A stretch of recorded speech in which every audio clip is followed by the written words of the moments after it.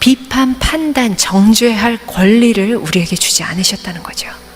하나님을 정말로 만나게 된 거는 29살이 되어서였어요. 28살에 결혼을 했거든요. 그리고는 성경 공부를 하게 됐어요. 우연한 기회에. 이 불안함의 문제가 내 남편 때문도 아니구나. 나 때문이구나. 내가 하나님을 그렇게 사랑하면서도 하나님을 잘 모르고 있는 문제였구나 라는 것을 알게 됐습니다. 여러분들 말씀을 읽으시나요? 저는 29살까지 안 읽었어요. 저는 그때까지 하나님을 사랑을 하긴 했지만 알지를 못했던 거죠. 알지를 못하는데 사랑할 수 있을까요? 제가 직업이 연예인이니까 주위에 연예인들이 많잖아요. 사랑을 참 많이 받아요. 팬들이 많죠.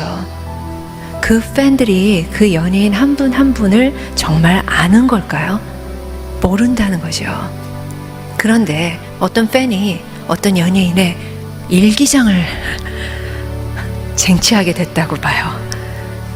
그 일기장을 읽었다면, 그럼에도 불구하고 그 사람이 뭘 생각하는지, 그 사람이 어떤 마음을 갖고 있는지 쫙 알게 돼서 진짜 그 사람을 사랑하게 될 때, 알게 됐을 때, 그게 진정한 사랑 아닐까요?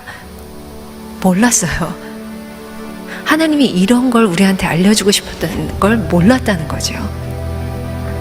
제가 하나님을 그래서 그렇게 나의 주인으로 모시면서 다른 사람들은 하나님의 음성을 듣는다는데 난 왜 한 번도 안 들리지?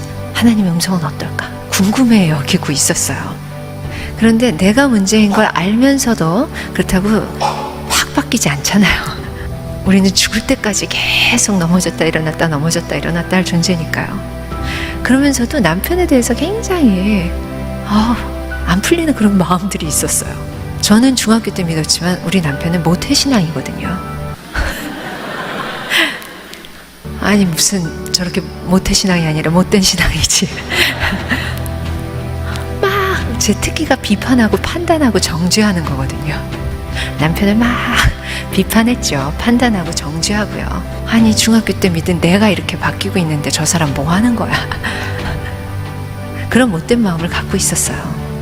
어느 날 선배 언니를 만나서 우연찮게 얘기를 하고 있는데 전혀 그것과 관계된 대화가 아니었어요. 근데 갑자기 하나님의 음성이 저한테 임했습니다.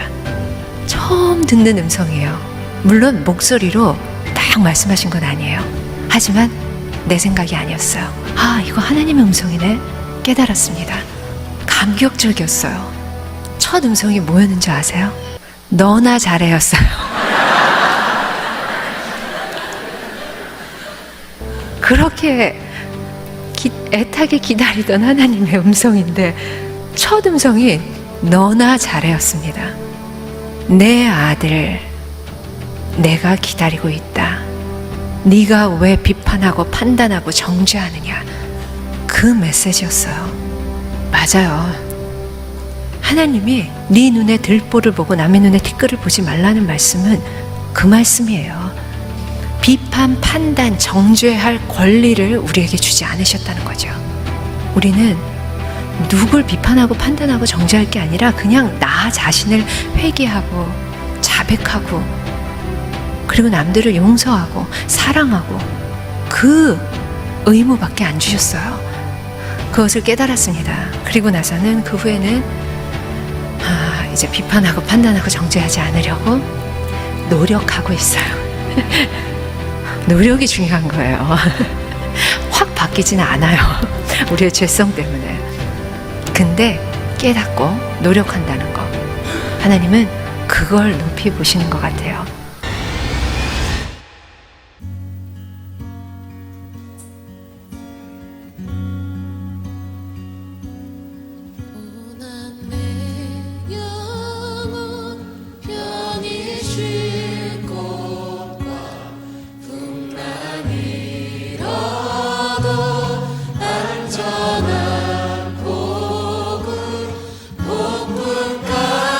복음까지도 다스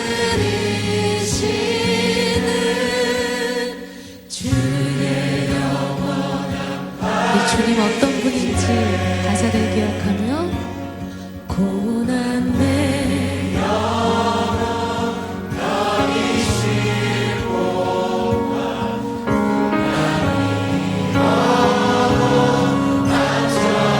우리 주님 그런 분이시고요.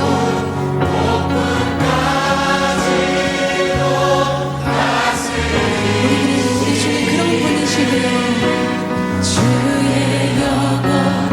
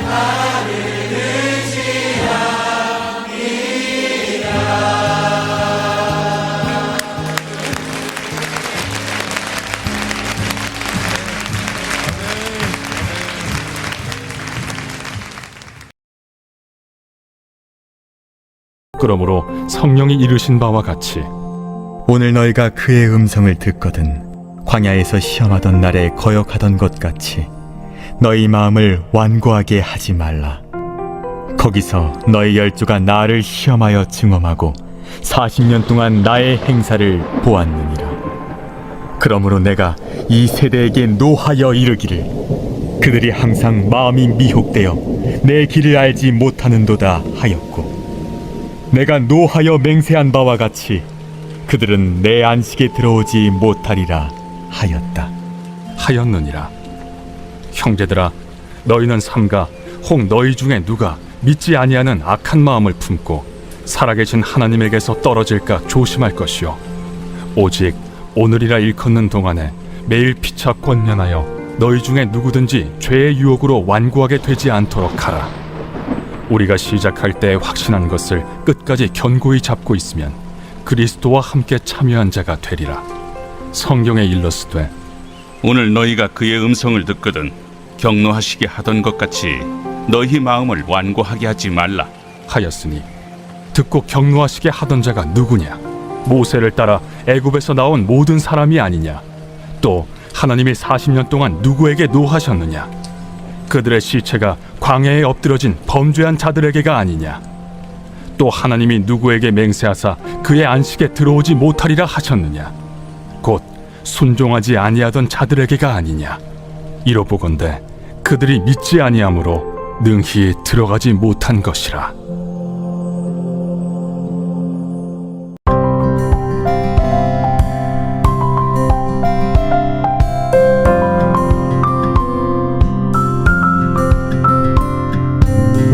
이스라엘 백성이 하나님이 주신 축복의 땅에 들어가지 못하고 광야에서 40년 동안 살게 된 이유는 무엇일까요? 이 질문에 대해 오늘 본문 말씀은 한마디로 구원은 받았지만 고집과 교만, 불순종 때문에 안식으로는 들어가지 못했다라고 대답합니다. 그 마음이 강팍했기 때문에 안식을 앞에 두고도 들어가지 못했다라는 것이죠. 이것은 단순히 몰라서 강팍한 것이 아니라 하나님의 기적을 보고도 마음이 굳어져서 강팍해진 것을 의미합니다. 이스라엘 백성은 가데스 바네아에서 가나안 땅을 눈앞에 두고 12명의 정탐꾼을 보냈습니다. 돌아온 정탐꾼들 중에 10명은 부정적인 보고를 했고 나머지 2명 여호수아와 갈렙은 긍정적인 보고를 했죠.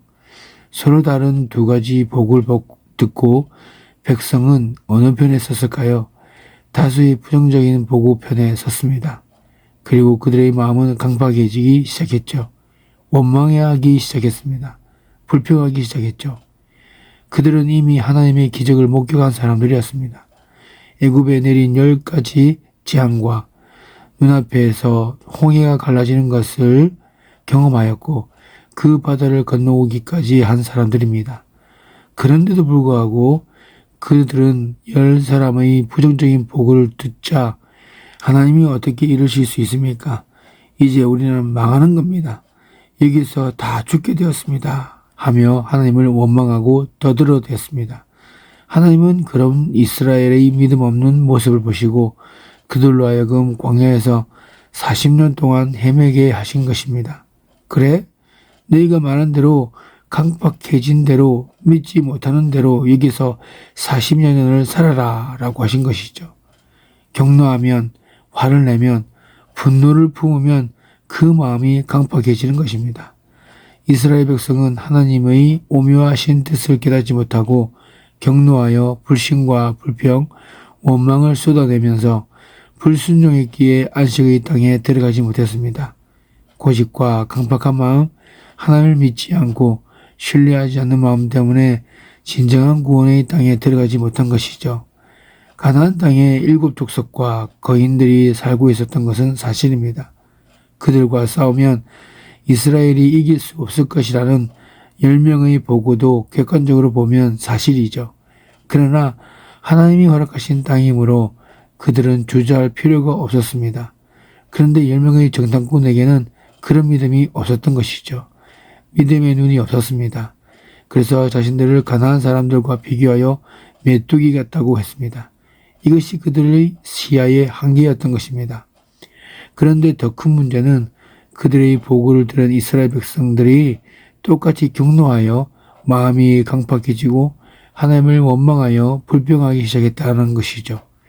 이것은 오늘날 현대교회가 하나님의 엄청난 기적 앞에서 취하고 있는 불신앙의 태도와 똑같습니다. 우리는 하나님이 하실 일을 인간의 경험과 사고와 생각으로 제한하려고 합니다.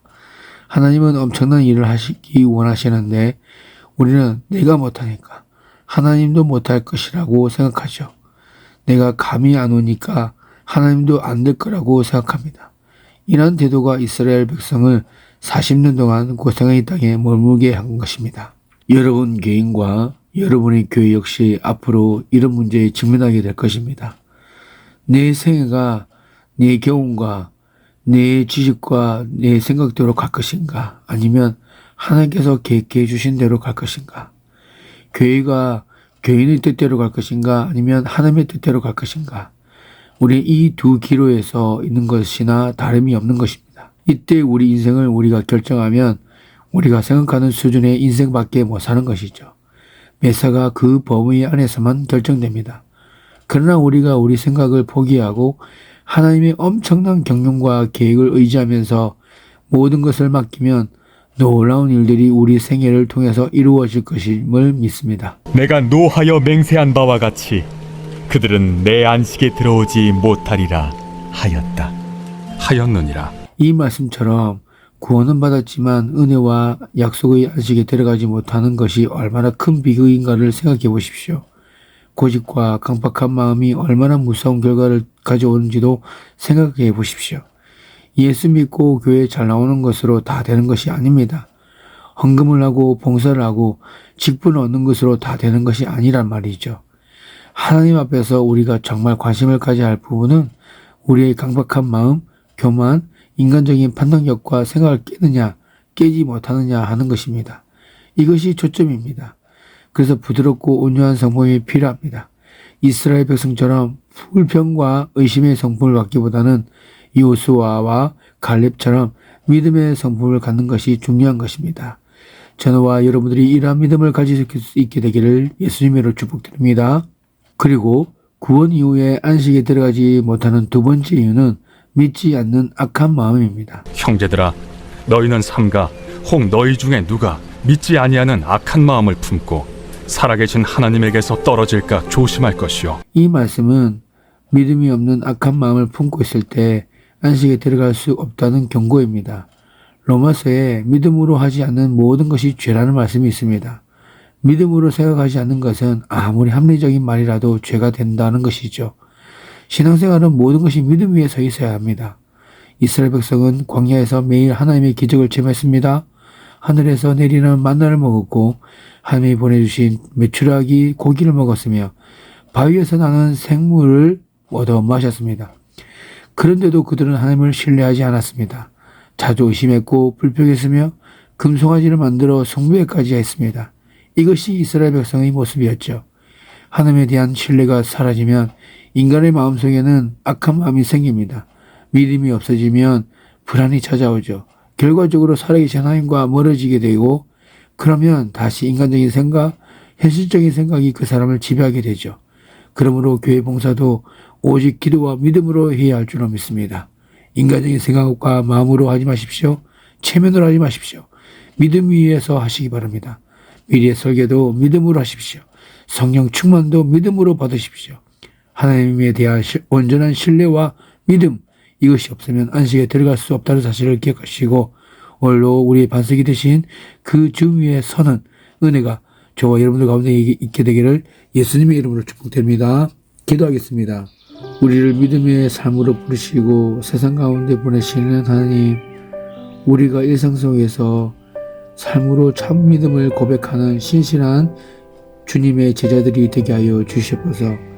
입술로만 믿음을 고백하면서 우리의 삶의 모습과 상관없이 구원을 주장하지 않도록 이끌어 주시옵소서.